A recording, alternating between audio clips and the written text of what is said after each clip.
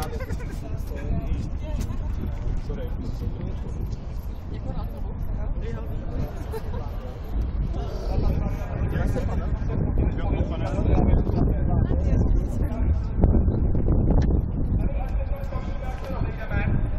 tady jsou pro vás platky, jsou tady pro vás letáky,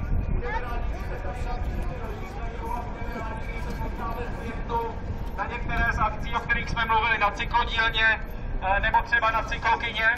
A my budeme rádi vás dále informovat o těch akcích, které chystáme. Tak já se zeptám, už máme vyfoceno? Ne! Ještě nemáme úplně vyfoceno, každopádně prochází tam teď kameramanka s neuvěřitelně drahou videokamerou. A všechny vás natočí, tak se prosím vás dívejte a můžete mávat.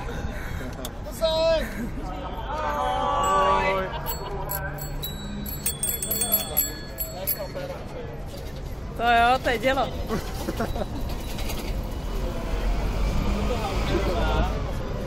Je to Haunerová.